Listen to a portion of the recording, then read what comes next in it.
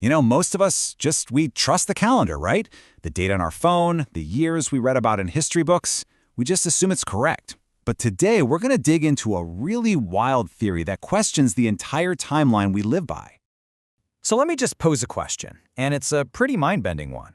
What if a huge chunk of what we call the early Middle Ages, a time we think of as filled with kings and conquests? Yeah, you heard that right.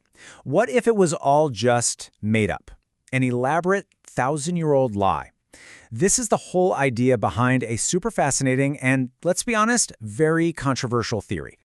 It's called the phantom time hypothesis, and the core argument is that almost 300 years, specifically from 614 to 911 AD, are complete fiction.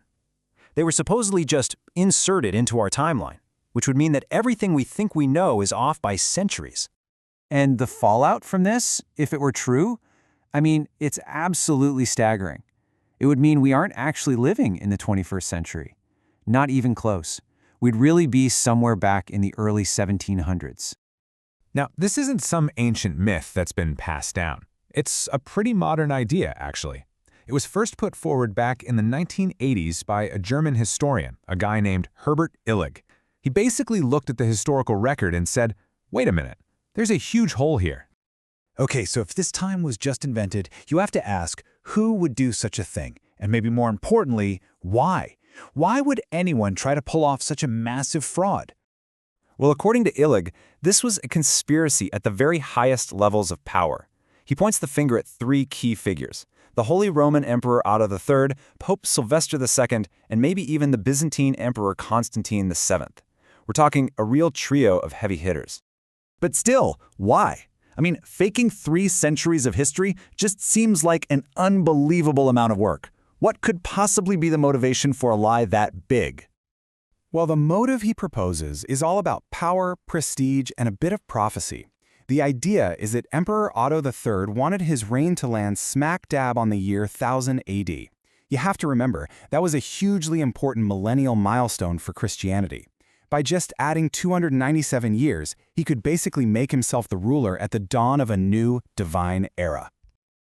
All right, a claim this wild needs some serious backup, right?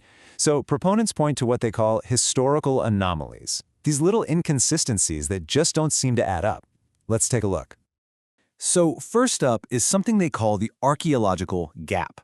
The argument is that if you look for artifacts, buildings, or even reliable written records from this specific 297-year period in Western Europe, there's just not a lot there.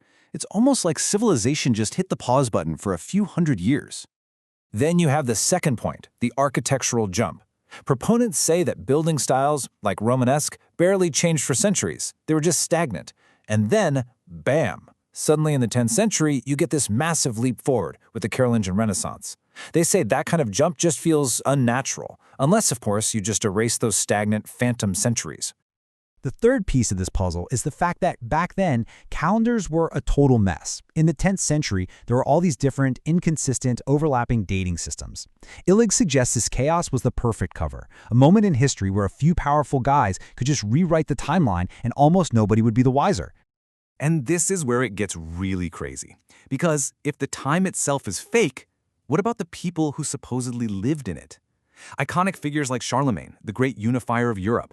He might be nothing more than historical fiction, just a character invented to fill the blank pages of these made-up centuries. So yeah, it sounds like a pretty compelling historical thriller, doesn't it? But, and this is a really big but, this is where mainstream history steps in with a pretty solid alibi.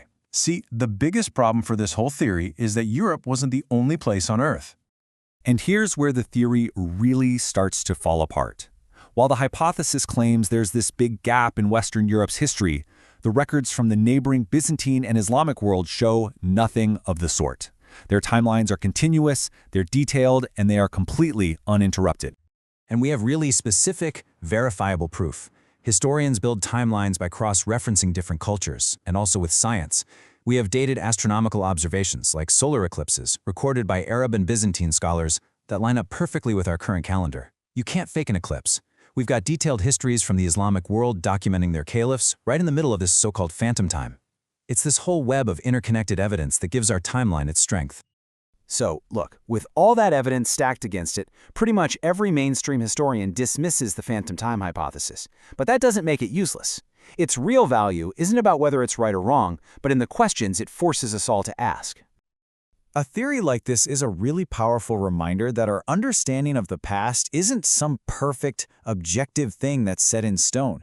It's a story, assembled from documents and artifacts, interpreted by people, and, yeah, sometimes manipulated by those in power.